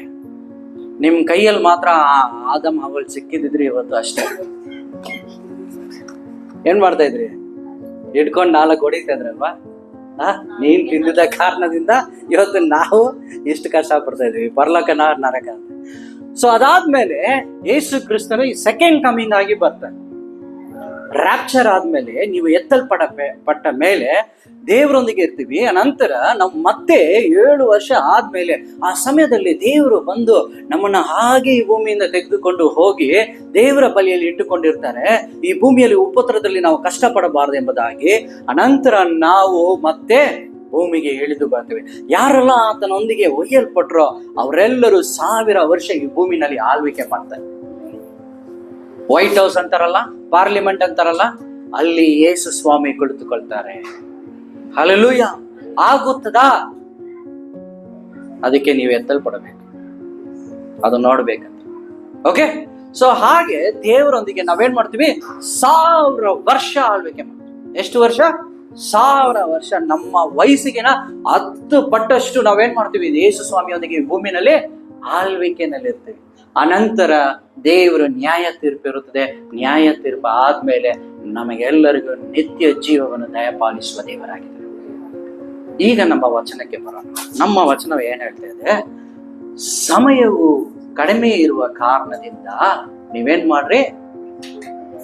ಉಪಯೋಗಿಸಿಕೊಳ್ಳ್ರಿ. ಇವಾಗ ಈ ಗ್ರೇಸ್ ಟೈಮ್, ರ್ಯಾಪ್ಚರ್ ಟೈಮ್ ಇದೆಯಲ್ಲ, ಇದು ಮುಗೀತು. ಮೋಶೆ ಕಾಲ, ಅಬ್ರಾಮ್ ಕಾಲ, ಸಭೆಯ ಕೃಪೆಯ ಕಾಲ ಎಲ್ಲ ಮುಗಿದು ಇವಾಗ ಈ ಲೈನ್ ಪಕ್ಕದಲ್ಲಿ ಬಂದಿರುವ ರೀತಿಯಲ್ಲಿ ಭೂಮಿಯಲ್ಲಿ ಎಲ್ಲಾ ರೀತಿಯಲ್ಲಿ ಕಾಣಿಸ್ಕೊಳ್ತದೆ. ಯುದ್ಧ, ಮರಣ, ಭೂಕಂಪ, ಬೇರೆ ಇಂಥ ಎಲ್ಲಾ ಕಾರ್ಯಗಳು ನಡೀತಾ ಇದೆ. ಈಗ ಸಮಯವನ್ನು ಅರ್ಥ ಮಾಡಿ. ಇದು ಇಷ್ಟೊತ್ತು ನಾನು ನಿಮ್ಗೆ ಹೇಳ್ತಾ ಇದ್ದಿದ್ದು ದೇವರ ಸಮಯ. ಇಷ್ಟೊತ್ತು ನಾವು ನೋಡ್ತಾ ಇದ್ದಿದ್ದು ದೇವರ ಸಮಯ. ಈಗ ನಾವೇನ್ ಮಾಡ್ಬೇಕು? ನಮ್ಮ ಕೈಯಿಂದ ನಮ್ಮ ಸಮಯ ಏನಾಗ್ತಾ ಇದೆ? ಕರಗೋಗ್ತಾ ಇದೆ. ಆ ಪಿಕ್ಚರ್ ತುಂಬಾ ಚೆನ್ನಾಗಿ ಅದು ಮಾಡಿಟ್ಟಿದ್ದಾರೆ. ನಮ್ಮ ಸಮಯವು ನಮ್ಮ ಕೈಯಿಂದ ಏನಾಗ್ತಾ ಇದೆ? ಹೋಗ್ತಾ ಇದೆ. ಪ್ರತಿದಿನ ಹೋಗ್ತಾ ಇದೆ. ನಾವ್ ಎಷ್ಟು ಜನ ಹೇಳ್ತೀವಲ್ಲ, ಇವಾಗ ತಾನೇ ಸಂಡೆ ಬಂತು, ಹೌದಲ್ವಾ? ಇವತ್ತು ಬೆಳಗ್ಗೆ ನನಗೆ ಒಂದು 5 ಗಂಟೆಗೆ ಒಂದು ಮೆಸೇಜ್ ನೋಡಿದೆ. ಏನಂತ ನೋಡಿದೆ ಅಂದ್ರೆ, ಕಾರ್ದು ಇನ್ಶೂರೆನ್ಸ್ ರಿನ್ಯೂವಲ್. ನಾನು ಯೋಚನೆ ಮಾಡ್ತಾ ಇದ್ದೀನಿ, ಇವಾಗ ತಾನೇಪ್ಪ ಮಾಡಿದ್ವಿ, 8,000 ಕಷ್ಟಪಟ್ಟು ಎತ್ಕೊಂಡಾಗಿ ಹಾಕಿ ರಿನ್ಯೂ ಮಾಡಿದ್ವಲ್ಲ, ಅಷ್ಟು ಬೇಗ ರಿಮೈಂಡರ್ ಬರ್ತದೆ. ಸರಿ, ಯಾಕೆ ಇವಾಗ ರಿಮೈಂಡ್? 1 ತಿಂಗಳು ಮುಂಚೆನೆ ಅವ್ರು ಏನ್ ಮಾಡ್ತಾ ಇದ್ದಾರೆ? ರಿಮೈಂಡ್ ಮಾಡ್ತಾ ಇದ್ದಾರೆ. ಇವಾಗ ಮಾಡಿದ್ರೇನೆ ನಮ್ಗೆ ಏನ್ ಮಾಡ್ತಾರೆ? ನಿಮ್ಗೆ ಸರಿ, ಆ ಇನ್ಶೂರೆನ್ಸ್ ಬಿಟ್ಟಾಕಿ ಹೋಗ್ಲಿ. ಈಗ ಸಮಯ ಏನಾಗ್ತದೆ? ಕೈ ಬಿಟ್ಟು ಹೋಗ್ತಾ ಇದೆ. ನನ್ನ ಸಮಯ ನನ್ನ ಕೈಯಲ್ಲಿ ಇದೆ ಅಂತ ಹೇಳೋರು ನೀವು ಕೈ ಎತ್ತಿ ನೋಡೋಣ. ನಾನು ಎತ್ತಲ್ಲ. ನಮ್ಮ ಸಮಯ ಏನಾಗ್ತದೆ? ಕೈ ಬಿಟ್ಟು ಹೋಗ್ತಾ ಇದೆ. ಅಕ್ಕ, ಒಪ್ಕೊಳ್ತೀರಾ? ಸಮಯ ಏನಾಗ್ತದೆ? ಹೋಗ್ತಾ ಇದೆ. ಸಮಯ ಹೋಗ್ತಾ ಇದೆ. ಸೊ ಆದ ಕಾರಣದಿಂದ ನಾವೇನ್ ಮಾಡ್ಬೇಕು? ದೇವರ ಕರವನ್ನು ಹಿಡಿಬೇಕು. Connect with god. ಇವತ್ತು ಒಂದು ವೇಳೆ ನಿಮ್ಮ ಸಮಯವನ್ನು ನಿಮ್ಮಿಂದ ನಿಯಂತ್ರಣ ಮಾಡಕ್ ಆಗ್ತಾ ಇಲ್ಲ ಅಂದ್ರೆ, ದೇವರ ಕರವನ್ನು ಹಿಡಿದುಕೊಂಡು ದೇವರನ್ನು ಹುಡುಕುವುದು ನಿಮ್ಮ ಮನೆಯಲ್ಲಿ, ನಿಮ್ಮ ಕುಟುಂಬದಲ್ಲಿ ಇರಬೇಕು. ದೇವರು ಹುಡುಕುವುದು ಮನೆಯಲ್ಲಿ 5 ಗಂಟೆಗೆ ಪ್ರಾರಂಭವಾಗಿ ರಾತ್ರಿ 10 ಗಂಟೆಗೆ 11 ಗಂಟೆಗೆ ಹೋಗುವಾಗ ತನಕ ದೇವರನ್ನ ಹುಡುಕುವುದು ನಿಮ್ಮ ಮನೆಯಲ್ಲಿ ಇರಬೇಕು. ಅರ್ಥ ಆಗ್ತಾ ಇದೆಯಾ? ನಿಮ್ಮ ಮನೆಯಲ್ಲಿ ದೇವರನ್ನು ಹುಡುಕುವಿಕೆ ಇಲ್ಲ ಅಂತ ಹೇಳಿದ್ರೆ ನಿಮ್ಮ ಕರದಿಂದ ನಿಮ್ಮ ಸಮಯ ಹೋಗ್ತಾ ಇದೆ. ಅನೇಕ ಟಿವಿನಲ್ಲಿ ರಿಯಾಲಿಟಿ ಶೋನಲ್ಲಿ ಗೇಮ್ಸ್ ಕೊಡ್ತಾರೆ. ಆ ಗೇಮ್ಸ್ ಅಲ್ಲಿ ಏನ್ ಇಡ್ತಾರೆ? ಟೈಮ್ ಇಡ್ತಾರೆ. ಇಷ್ಟು ಟೈಮ್ ಒಳಗಡೆ ನೀವು ಎಷ್ಟು ಚಾಲೆಂಜ್ ಅನ್ನು ಮುಗಿಸ್ಕೊಂಡು ಬಂದು ಬರೋದಾದ್ರೆ ವಿನ್ನರ್ ಆಗ್ತದೆ. ಆ ಗೇಮ್ ಹಾಗೆ ನೀವು ತಿಳ್ಕೊಳ್ಳಿ. ಅದಕ್ಕಂತ ತಿರ್ಗಾ ಹೋಗಿ ಗೇಮ್ ನೋಡ್ಕೊಂಡಿರ್ಬೇಡಿ. ಆ ಗೇಮ್ ರೀತಿಯಲ್ಲಿ ತಿಳ್ಕೊಳ್ಳಿ. ನಿಮ್ಮ ಸಮಯ ಏನಾಗ್ತದೆ? ಕಡಿಮೆ ಆಗ್ತದೆ. ಆಗ ನಾವು ದೇವರ ಕರವನ್ನು ಹಿಡಿಬೇಕು. ಮತ್ತೆ ಎರಡನೇದು ನಾವು ಮಾಡಬೇಕಾಗಿರೋದು pray for will of God in you. Pray for the will of God in you. ದೇವರ ಚಿತ್ತ ನನ್ನಲ್ಲಿ ಏನು? ಪ್ರಸಂಗ ಮಾಡ್ಬೇಕನ್ನಂತ ಯೋಚನೆ ಮಾಡಿ ನಮಗೂ ಇದಕ್ಕೂ ಸಂಬಂಧನೇ ಇಲ್ಲ ಅನ್ಬಿಟ್ಟು ಹಾಗೆ ಸ್ಟಾಪ್ ಆಗ್ಬಿಡ್ಬೇಡಿ. ಸೇವೆ ಮಾಡಬೇಕು ಹೋಗಿ ಅಯ್ಯೋ ನಮ್ಮಿಂದ ಆಗಲ್ಲ, ದೇವ್ರ ಚಿತ್ತ ನನಗಿಲ್ಲ ಅಂತ ಸ್ಟಾಪ್ ಆಗ್ಬೇಡಿ. ಯಾರಿಗೋ ಸಹಾಯ ಮಾಡಬೇಕು, ಅವ್ರಿಗೆ ಸಹಾಯ ಮಾಡಬೇಕು, ಇದು ದೇವರ ಚಿತ್ತ ಇಲ್ಲ, ನನ್ನಿಂದ ಆಗಲ್ಲ, ನನಗೆ ಹಣಕಾಸು ಕೊರತೆ ಇದೆ, ನಾ ಹಿಂಗ್ ಮಾಡ್ಲಿ, ಅಲ್ಲೇ ಸ್ಟಾಪ್ ಮಾಡಬೇಡಿ. ನನಗೆ ಬೈಬಲ್ ಓದಕ್ ಬರಲ್ಲ, ಅದಕ್ಕಾಗಿ ದೇವ್ರ ಚಿತ್ತ ನನ್ಗೆ ಹೆಂಗ್ ಗೊತ್ತಾಗುತ್ತೆ, ಸ್ಟಾಪ್ ಮಾಡಬೇಡಿ. ಪ್ರಾರ್ಥನೆ ಮಾಡೋಕ್ ಗೊತ್ತಿಲ್ಲ ಅನ್ನೋದಾಗಿ ಅನೇಕ ಉದಾಹರಣೆಗಳು ಹೇಳ್ಬೋದು. ದೇವರ ಚಿತ್ತ ಸಣ್ಣ ವಿಷಯದಲ್ಲಿ ಇಟ್ಟಿರ್ತಾರೆ. ನಿನ್ನ ಜೀವಿತದಲ್ಲಿ ಯಾವುದು ದೇವರ ಚಿತ್ತ ಅಂತ ಕೇಳ್ರಿ. ದೇವರ ಚಿತ್ತವನ್ನ ಹೋಗಿ ಇನ್ನೊಂದು ಸೇವಕರು ಹೇಳ್ಬೇಕಂತ ಹುಡುಕ್ಬೇಡ್ರಿ. ನಮ್ಗೆ ಗೊತ್ತಿರೋರು ಒಬ್ರು ಹೇಳ್ತಾ ಇದ್ರು, ಒಂದು ಫೋಟೋನ ತೋರಿಸ್ಬಿಟ್ಟು, ಬ್ರದರ್ இவங்க ரொம்ப நல்லா நம்மளுக்கு என்னன்னா இருக்குது எல்லாம் சொல்லிடுறாங்க ಬ್ರದರ್. ಹೋಗ್ರಿ ಎಷ್ಟು ದಿನ ಹೇಳ್ಕೊಂಡಿರ್ತಾರೆ. ದೇವರನ್ನ ಚಿತ್ತವನ್ನು ಕೇಳ್ರಿ. ಇಲ್ಲಿರುವ ಪ್ರತಿಯೊಬ್ಬರು ನಾವೆಲ್ಲರೂ ಏನ್ ಮಾಡ್ಬೇಕು? ದೇವರ ಚಿತ್ತವನ್ನು ಕೇಳ್ರಿ. ನಾನು ಏನ್ ದೇವರೇ ನಿನಗೋಸ್ಕರ ಮಾಡಬೇಕು? ಯೇಸು ಸ್ವಾಮಿ ಕೇಳಿದ್ರು ನಾನು ಏನು ಮಾಡಬೇಕು? ಯೇಸು ಸ್ವಾಮಿಗೆ ಕೊಡಲ್ಪಟ್ಟಂತ ಸಮಯ ಹಾಗೆ ಕೈಯಿಂದ ಹೋಗ್ತಾ ಇದೆ. ಆ ಹೋಗೋದಿಕ್ಕೆ ಮುಂಚೆ ತನ್ನನ್ನೇ ಸಿದ್ಧ ಮಾಡಿಕೊಂಡು ಯೇಸು ಸ್ವಾಮಿ 30 ವರ್ಷ ಆತನ ಏನ್ ಮಾಡಿದ್ರು? ದೇವರ ಚಿತ್ತದಲ್ಲಿ ಅಡಗಿದ್ರು. ಹಲ್ಲೆಲೂಯಾ. ದೇವರ ಚಿತ್ತಕ್ಕೆ ಒಪ್ಪಿಸಿಕೊಡೋಣ. ಇವತ್ತು ಕೇಳ್ರಿ, ದೇವರೇ ಇನ್ನು ಎಷ್ಟು ಕಾಲ ದೇವರೇ ನಾನು ಏನ್ ಮಾಡಬೇಕು? ನಾನು ಹೇಗೆ ನನ್ನ ಮಕ್ಕಳನ್ನ ನಡೆಸ್ಬೇಕು? ಹೇಗೆ ನಾನು ಸೇವೆ ಮಾಡಬೇಕು ಎಂಬುದಾದ ಕಾರ್ಯವನ್ನು ನಾವೇನ್ ಮಾಡಬೇಕು? ಮುಖ್ಯವಾದದ್ದು ನಾವೇನ್ ಮಾಡ್ಬೇಕಂದ್ರೆ, ಇದು ನಂಬರ್ 3, ನಾವು ಮುಖ್ಯವಾದದ್ದು ಮಾಡಬೇಕಂದ್ರೆ ಪವಿತ್ರ ಆತ್ಮನ ರೀತಿಯಲ್ಲಿ ನಾವು ನಡೆಯಬೇಕು. ಪವಿತ್ರ ಆತ್ಮನ ಅನುಸಾರವಾಗಿ ನಡೆಯಬೇಕು. ಎಷ್ಟು ಜನ ಬ್ಯಾಪ್ಟಿಸಮ್ ತಗೊಂಡಿದ್ದೀರಾ? ಬ್ಯಾಪ್ಟಿಸಮ್ ತಗೊಂಡಿರೋರು ನೀವು ಪವಿತ್ರ ಆತ್ಮನೊಂದಿಗೆ ಸಂಬಂಧ ಇಲ್ಲ ಅಂದ್ರೆ ನೀವು ಮಾಂಸದಲ್ಲೇ ಬಾಳ್ತಾ ಇದ್ದೀರಾ. ಯೇಸುಸ್ವಾಮಿ ರಹಸ್ಯ ಬರುವಾಗ ನೀವು ಕೈ ಬಿಡಲ್ಪಡ್ಬೋದು ಎಂಬುದಾಗಿ ಬೈಬಲ್ ಅಲ್ಲಿ ಹೇಳಲ್ಪಟ್ಟಿದೆ. ವಾರ ನೀವು ಓದ್ಕೊಂಡು ಬರ್ತೀರಾ ವಾಕ್ಯ. ಅದೇ ವಾಕ್ಯ ಏನಿದೆ? ಪವಿತ್ರ ಆತ್ಮನೇ ನಿಮ್ಮನ್ನ ಪರಲೋಕಕ್ಕೆ ಕರ್ಕೊಂಡು ಹೋಗೋದಕ್ಕೆ ಟಿಕೆಟ್ ಕೊಡೋ. ಹಿಂಗ್ ಹೇಳಿದ್ರೇನೆ ಅರ್ಥ ಆಗುತ್ತೆ. ಪವಿತ್ರ ಆತ್ಮನ ಏನ್ ಮಾಡ್ತಾರೆ? ಅವರೇ ನಿಮಗೆ ಟಿಕೆಟ್ ಮಾಡಿಕೊಡ್ಬೇಕು. ಇವಾಗ ನಾನು ಇಸ್ರೇಲ್ ದೇಶಕ್ಕೆ ಹೋಗ್ಬೇಕಾದ್ರೆ ಯಾರ ಹತ್ರ ಹೋಗಿ ಕೇಳ್ತೀನಿ, ಬ್ರದರ್ ಸ್ವಲ್ಪ ಟಿಕೆಟ್ ಮಾಡ್ಕೊಡಿ. ಹೋಗ್ಬೇಕು. ಇಲ್ಲ ಚೆನ್ನೈಗೆ ಹೋಗ್ಬೇಕು, ಟಿಕೆಟ್ ಮಾಡ್ಕೊಡಿ. ಅಲ್ಲಿ ಹೋಗ್ಬೇಕು, ಟಿಕೆಟ್ ಮಾಡ್ಕೊಡಿ. ಪರಲೋಕಕ್ಕೆ ಹೋಗ್ಬೇಕು, ಟಿಕೆಟ್ ಯಾರು ಮಾಡ್ಕೊಡೋದು? ಪವಿತ್ರ ಆತ್ಮ. ಆತನು ಏಜೆಂಟ್ ಅಲ್ಲ, ಆತನು ನಿಮ್ಮ ಸ್ನೇಹಿತ. ಹಲ್ಲೆಲೂಯಾ. ಆತ ನಮ್ಮ ಸಂಗಡ ಇರುವ ದೇವರಾಗಿದ್ದಾರೆ. ಸಮಯವಿಲ್ಲ. ಸೊ ಹಾಗಾಗಿ 4ನೇದು, ನೀವು ಅಳಿದು ಹೋಗ್ತಾ ಇರುವ ಜನಕ್ಕೋಸ್ಕರ ಇದು ಒಂದು ಚಿತ್ತ, ದೇವರ ಚಿತ್ತ ಕಂಪಲ್ಸರಿ ಮಾಡಬೇಕು. ನಿಮ್ಮ ಚಿತ್ತ ನೀವು ದೇವರ ಹತ್ರ ಕೇಳಿ. ಆದ್ರೆ ಒಂದು ಚಿತ್ತ, ನಿಮ್ಮ ಚಿತ್ತವನ್ನು ಮೀರಿ ನೀವು ಒಂದು ಕಾರ್ಯವನ್ನು ಮಾಡಬೇಕು. ಅದೇನಂದ್ರೆ ದೇವರಿಗೆ ಅಳಿದು ಹೋಗ್ತಾ ಇರುವ ಎಲ್ಲಾ ಆತ್ಮಗಳನ್ನ ನೀವೇನ್ ಮಾಡಬೇಕು? ಹೋಗಿ ಕಾಪಾಡಬೇಕು. ಇದುವೇ ನಿಮ್ಮ ಸಮಯ ಕೈಯಲ್ಲಿ ಕೊಡಲ್ಪಟ್ಟಿದೆ. ಯಾಕೆ ಇದು ಮಾತ್ರ ಹೇಳ್ಬಿಟ್ಟಿದ್ದಾರೆ? ಮಿಕ್ಕಿದೆಲ್ಲ ನನ್ನ ಚಿತ್ತ ದೇವರ ಹತ್ರ ಕೇಳ್ಬೇಕಿದ್ರೆ, ಇದು ಯೇಸು ಸ್ವಾಮಿ ಆತನು ಪರಲೋಕಕ್ಕೆ ಹೋಗುವಾಗ ಆಜ್ಞೆ ನಮಗೆ ಕೊಟ್ಬಿಟ್ಟು ಹೋಗಿದ್ದಾರೆ. ಇದುವೇ ಆಜ್ಞೆ ಕೊಟ್ಟಿದ್ದಾರೆ. ಯೇಸು ಸ್ವಾಮಿ ಏನಂತ ಹೇಳಿದ್ದಾರೆ? ಸಭೆಗೆ ಬೇರೆಯವ್ರನ್ನ ನೀವೇನ್ ಮಾಡ್ಬೇಕು? ಕರ್ಕೊಂಡ್ ಬನ್ನಿ, ಯೇಸುವಿನ ಬಗ್ಗೆ ಹೇಳ್ರಿ. ಯಾಕೆ ಅವರು ನರಕಕ್ಕೆ ಹೋಗಬಾರದು? ಸಹಿಯನ್ನ ಯಾರು ನರಕಕ್ಕೆ ಹೋಗಬಾರದು. ಎಷ್ಟು ಜನ ನೀವು ಇನ್ನೊಬ್ಬರನ್ನ ಸೇವ್ ಮಾಡೋದಕ್ಕೆ ನಿಮ್ಮ ಸಮಯವನ್ನು ಕೊಡ್ತಾ ಇದ್ದೀರಾ? ಹೌ ಮೆನಿ ಆಫ್ ಯು ನಿಮ್ಮ ಸಮಯವನ್ನು ಅವ್ರಿಗೋಸ್ಕರ, ಬೇರೆಯವ್ರಿಗೋಸ್ಕರ ನಿಮ್ಮ ಸಮಯವನ್ನು ನೀವು ಕೊಡ್ತಾ ಇದ್ದೀರಾ? ನಮ್ಮ ಸಮಯವನ್ನು ನಾವು ಬೇರೆಯವ್ರಿಗಾಗಿ ಎಷ್ಟು ಜನ ಕೊಡ್ತಾ ಇದ್ದೀವಿ? ಯೋಚನೆ ಮಾಡ್ರಿ. ಎಷ್ಟು ಸಮಯ ನಾವು ಬೇರೆಯವ್ರಿಗೋಸ್ಕರ ಕೊಡ್ತೇವೆ? ಮೊದಲನೇ ಪ್ರಶ್ನೆ ಏನಂತ ನೋಡಿದ್ವಿ? ದೇವರೊಂದಿಗೆ ಸಮಯವನ್ನು ನಾವೇನ್ ಮಾಡ್ಬೇಕು? ಕೊಡಬೇಕು.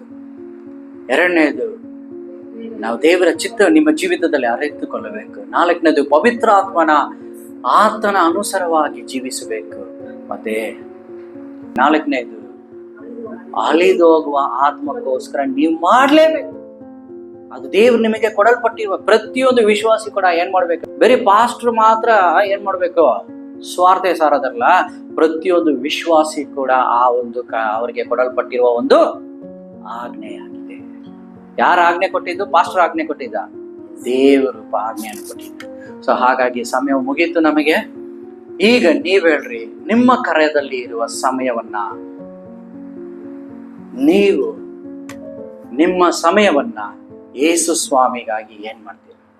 ಈ ಎರಡು ಪಿಕ್ಚರ್ ನಾನು ಯಾಕೆ ಹಾಕಿದೆ ಅಂದ್ರೆ, ಇದು ಈಸ್ಕೊಳ್ಳುವ ಒಂದು ಕರ, ಇದು ಕೊಡುವ ಒಂದು ಕರ. ಓಕೆ, ಸಮಯವನ್ನು ದೇವರು ನಮಗೆ ಕೊಟ್ಟಿದ್ದಾನೆ. ಈಗ ಯೇಸುವನ್ನು ನಾವು ಕೊಡಬೇಕು. ನಿಮ್ಮ ನಿರ್ಧಾರ ಯಾವುದು? What is your decision? ನಿಮ್ಮ ಕೈಯಲ್ಲಿ ಸಮಯವನ್ನು ಕೊಟ್ಟಿದ್ದಾರೆ. ಈ ಭಾನುವಾರ ಬಂದು ಇಲ್ಲಿ ಏನೋ ಕೇಳಿದ್ವಿ ಓದ್ವಿ ಅಲ್ಲ. ಇವತ್ತು ನಮ್ಮ ಜೀವಿತ ದೇವರ ಸೃಷ್ಟಿಯಿಂದ ಇವತ್ತು ಬದುಕಿರುವ ನಾನು ಈ ದಿನ, ಇನ್ನು ಮುಂದೆ ಇಲ್ಲಿಂದ ಮುಂದೆ ಏನಾಗ್ತದೆ? 3 ವಿಷಯ: ದೇವರ ಸೃಷ್ಟಿ, ಭೂಮಿಯಲ್ಲಿರುವ ನಾನು, ನಿತ್ಯ ಜೀವ. ಓಕೆ, ಇದರಲ್ಲಿ ನಾನು ಇಲ್ಲಿದ್ದೇನೆ, ಇಲ್ಲಿಂದ ಬಂದಿದ್ದೀನಿ, ಇವಾಗ ಇಲ್ಲಿಗೆ ಹೋಗಬೇಕು. ನಾನು ಮಾತ್ರ ಅಲ್ಲ, 4 ಜನನ ನಾವೇನ್ ಮಾಡ್ಬೇಕು?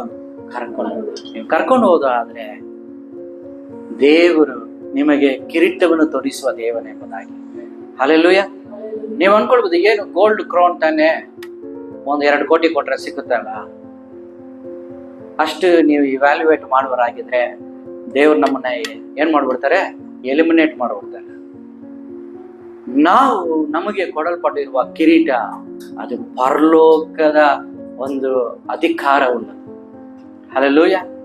4 ಜನದಲ್ಲಿ ನೀವು ಪರಲೋಕದಲ್ಲಿ ಇರುವಾಗ ನೀನ್ ಎಷ್ಟಮ್ಮ ದೇವ್ರ ಕಡೆ ನಡೆಸಿದ್ಯಾ? ಹಂಗಂದ್ರೆ ನಿಮ್ಮದು ಒಂದು 50 ಇದ್ರೆ ನಿಮ್ದು ಕಿರೀಟ, ಇನ್ನೊಬ್ರು 500 ಇಟ್ಕೊಂಡಿದ್ರೆ ಏನ್ ಮಾಡ್ತೀರಾ? ಚಿಂತೆ ಪಡ್ತೀರಲ್ಲ, ಅಯ್ಯೋ ನನಗಿಂತ ಹೆಚ್ಚಾಗಿ ಅವ್ರು ಸೇವೆ ಮಾಡಿದಾರಲ್ಲ. ಇದೆಲ್ಲ ಬೈಬಲಲ್ಲಿ ಬರ್ದಿಲ್ಲ, ನಾನು ಹೇಳ್ತಾ ಇದ್ದೀನಿ. ಏನಕ್ಕೆ ಹಿಂಗೆ ಹೇಳ್ತಾ ಇದ್ದೀನಿ ಅಂದ್ರೆ, ದೇವರಿಗಾಗಿ, ದೇವರಿಗೆ ಚಿತ್ತವನ್ನು ಕೇಳೋದೇ ಅಂತ, ದೇವರನ್ನ ಮೆಚ್ಚಿಸೋದಕ್ಕಾಗಿ. ಈ ಭೂಮಿನಲ್ಲಿ ಅವರು 1 ಮಾಡ್ತಾರೆ, ನಾನು 2 ಮಾಡ್ತೀನಿ ಅಂತ ಹೇಳೋರು, ನಾನು ಎಷ್ಟು ಆತ್ಮ ಆದಾಯ ನಾನು ಮಾಡ್ತೀನಿ. ಉದ್ದೇಶವನ್ನು ತೆಗೆದುಕೊಂಡ್ರೆ ನಿಮ್ಮನ್ನು ನೀವು ಕಾಪಾಡಬೇಕು. ದೇವರ ರಾಜ್ಯ ಬರೋದಕ್ಕೆ ನಿಮ್ಮನ್ನ ಕಾಪಾಡುವ ಸಮಯದಲ್ಲಿ ಬೇರೆಯವ್ರನ್ನು ನೀವು ಕಾಪಾಡಬೇಕು. ಇದು ಬೇರೆ ಎಲ್ಲೂ ಹೇಳ್ಕೊಡೋದಿಲ್ಲ. ಸಭೆಯಲ್ಲಿ ಕಳೆದ ನೀವು ಇವಾಗ ನೀವೇನಾಗಿದ್ದೀರಾ? ಸಭೆಯಾಗಿದ್ದೀರಾ. ಸಭೆ ಏನ್ ಮಾಡ್ಬೇಕು? ವಿಸ್ತಾರಗೊಳ್ಳಬೇಕು. ಸೊ ಹಾಗಾಗಿ ನಿಮ್ಮ ಸಮಯವನ್ನು ದೇವರಲ್ಲಿ ತಿಳಿದುಕೊಳ್ಳಿ. ಈಗ ವಚನದಲ್ಲಿ ಏನ್ ಬರ್ದಿದೆ? ಸಮಯವನ್ನು ನೀವು ಉಪಯೋಗಿಸಿಕೊಳ್ಳರಿ, ಯಾಕಂದ್ರೆ ಕಾಲವು, ಓದ್ರಿ ಅದು ಎಫೆಸಿಯ, redeem the time because the days are evil. ಎತ್ರಿ ಆ ವಚನವನ್ನ. ಎಫೆಸಿಯ, ನೀವು ಕಾಲವನ್ನು ಸುಮ್ಮನೆ ಕಳೆಕೊಳ್ಳದೆ ಅದನ್ನು ಬೆಲೆಯುಳ್ಳದೆಂಬುದಾಗಿ ಉಪಯೋಗಿಸಿರಿ. ಎಲ್ಲರೂ ಎದ್ದೆತ್ತುಕೊಳ್ಳೋಣ. ಲೆಟಸ್, ನಾವೆಲ್ಲರೂ ಎದ್ದೆತ್ತುಕೊಂಡು हम सब करेंगे. हमारा हाथ में परमेश्वर समय हमारा हाथ में दिया है. ಈ ಪಿಕ್ಚರ್ ನನಗೆ ತುಂಬಾ ಇಷ್ಟ ಆಯ್ತು. हमारा हाथ में परमेश्वर समय दिया है. ನಮ್ಮ ಕರದಲ್ಲಿ ದೇವರು ಸಮಯವನ್ನು ಕೊಟ್ಟಿದ್ದಾರೆ. ನೀವು ಅದನ್ನು ಹೇಗೆ ನೀವು ಕೈಯಾಳ್ತೀರ? How will you handle it? ಬನ್ರಿ ನಾವೆಲ್ಲ ಪ್ರಾರ್ಥನೆ ಮಾಡಿಕೊಳ್ಳೋಣ. ಕೇಳಿದ ವಾಕ್ಯದ ಪ್ರಕಾರ ನನ್ನ ಸಮಯವು ಏನು ದೇವರೇ? ಇವತ್ತು ನಾನು ಮನೆಗೆ ಹೋಗಿ ನಾನು ಯೋಚನೆ ಮಾಡಬೇಕಾಗಿರೋದು ನನ್ನ ಸಮಯವು ಏನೆಂಬುದಾಗಿ ನೀವು ಕೇಳ್ರಿ. ಇವತ್ತು ನಾನು ಮಲಗುವಾಗ ನನ್ನ ಸಮಯವು ಏನೆಂಬುದಾಗಿ ಕೇಳ್ರಿ. ನನ್ನ ಮಕ್ಕಳಿಗೆ, ನನ್ನ ಕುಟುಂಬಕ್ಕೆ ನಾನು ಏನು ಸೇರಿಸ್ತಾ ಇದ್ದೀನಿ, ನಾನು ಏನು ಮಾಡ್ತಾ ಇದ್ದೀನಿ ಅದಲ್ಲ, ನನ್ನ ಸಮಯವು ಏನು ಮಾಡ್ತಾ ಇದ್ದೀನಿ ದೇವರಿಗಾಗಿ. ಹಲ್ಲೆಲೂಯಾ. ಒಂದು ವೇಳೆ ಪವಿತ್ರಾತ್ಮ ನಿಮ್ಮೊಂದಿಗೆ ಈ ಸಮಯದಲ್ಲಿ ಮಾತನಾಡಿರೋದಾದ್ರೆ ನೀವು ದೇವರಿಗೆ ಒಪ್ಪಿಸಿಕೊಡ್ರಿ. ಕರ್ತನಾದ ದೇವರೇ, ಒಪ್ಪಿಸಿಕೊಡುವ ನಿನ್ನ ಮಕ್ಕಳು ನಿಮ್ಮ ಹಸ್ತಕ್ಕೆ ನಾನು ಒಪ್ಪಿಸಿದ್ದೇವೆ ರಾಜ. ಮಕ್ಕಳನ್ನು ಆಶೀರ್ವದಿಸು. ಸಮಯವನ್ನು ಉಪಯೋಗಿಸಿಕೊಳ್ಳುವ ಜ್ಞಾನವನ್ನು ನಿನ್ನ ಮಕ್ಕಳಿಗೆ ತಿಳಿಸಿಕೊಡುವೆ. ಪೇತ್ರನು ನೀನು ನೋಡಿ ಹೇಳಿದೆ, ನಾನು ಹೇಳುವಾಗ ನೀನು ಹಾಕು ಎಂಬುದಾಗಿ.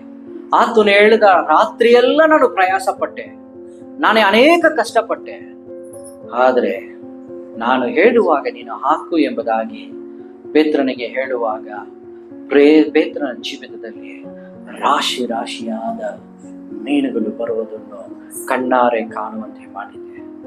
ಹೌದು ದೇವರೇ, ಅಪ್ಪ, ನಿನ್ನ ಮಕ್ಕಳು ಇವಾಗ ನಿಮಗೋಸ್ಕರ ಸೇವೆ ಮಾಡಲು ಹೋಗ್ತಾ ಇದ್ದಾರೆ ರಾಜ. ಆತ್ಮ ಆದಾಯ ಮಾಡೋದಕ್ಕೆ ಹೋಗ್ತಾ ಇದ್ದಾರೆ ರಾಜ. ನಿನ್ನ ಅಪ್ಪನೆಯ ಮುಖಾಂತರ ಆತ್ಮ ಆದಾಯ ಮಾಡುವಾಗ, ಕೊನೆಯ ಕಾಲವನ್ನು ಉಪಯೋಗಿಸಿಕೊಳ್ಳುವಾಗ ನಿನ್ನ ಮಕ್ಕಳನ್ನು ಆಶೀರ್ವದಿಸು. ನೀನು ಮಕ್ಕಳನ್ನು ಆಶೀರ್ವದಿಸುವ ರೀತಿಯಲ್ಲಿ ಕುಟುಂಬಗಳನ್ನು ಆಶೀರ್ವದಿಸು. ಒಂದು ಕುಟುಂಬ ಸೇವೆಯ ಕುಟುಂಬವಾಗಿ ಮಾರ್ಪಡಿಸು. ನಾನು ನನ್ನ ಮನೆಯವರು ಯೆಹೋವನನ್ನೇ ಸೇವಿಸುವೆವು ಎಂಬುದಾಗಿ ಕುಟುಂಬವಾಗಿ ನೀನು ಮಾರ್ಪಡಿಸು. ಎಲ್ಲ ನಿಮ್ಮ ಹಸ್ತಕ್ಕೆ ಒಪ್ಪಿಸಿಕೊಡುತ್ತಾ ಯೇಸುವಿನ ನಾಮದಲ್ಲಿ ಪ್ರಾರ್ಥಿಸ್ತೇವೆ ತಂದೆಯೇ, ಆಮೆನ್, ಆಮೆನ್. ನಾವೆಲ್ಲರೂ ಕ್ವಿಕ್ ಆಗಿ ಮುಗಿಸ್ಬಿಡೋಣ. ಈ ಸಮಯದಲ್ಲಿ ಜರುಷಾ ಬಂದು ಒಂದು ಗೀತೆಯನ್ನು ಆಡುವಾಗ ನಾವು ಕರ್ತನ ನಾಮದ ಮಹಿಮೆಗಾಗಿ ಕಾಣಿಕೆಯನ್ನು ಸಲ್ಲಿಸಿ ನಾವು ಕೊನೆಯ ಪ್ರಾರ್ಥನೆ ಮಾಡಿಕೊಳ್ಳೋಣ.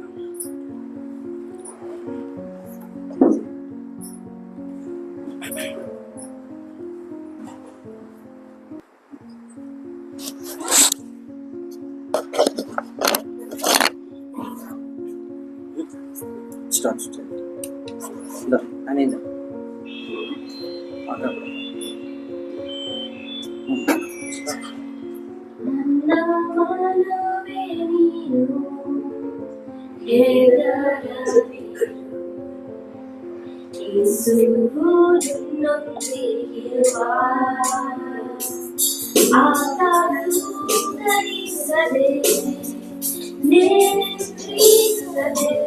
ಸದಾ ನಿನ್ನನ್ನು ಕಾಯುವನು. ನನ್ನ ಮಾನವೇ ನೀನು, ಹೆಗರದಿ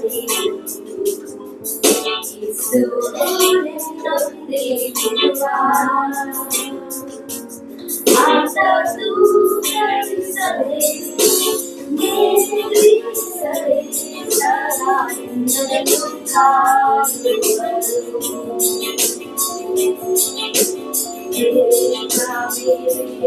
ನಿನ್ನನ್ನು ಎಂದೆಂದು ವಾತಾವರಿಸುವ ಸದಾ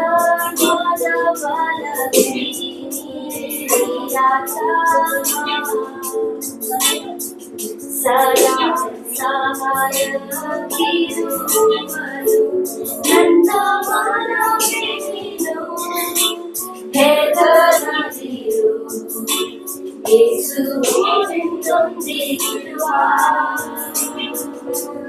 ಆತ ತೂಕರಿಸದೆ ನಿಲ್ಲಿಸದೆ ಸದಾ ನಿನ್ನನ್ನು ಕಾಯುವನು. ಆತ ತೂಕರಿಸದೆ ನಿಲ್ಲಿಸದೆ ಸದಾ ನಿನ್ನನ್ನು ಕಾಯುವನು. ಸದಾ ನಿನ್ನನ್ನು ಕಾಯುವನು.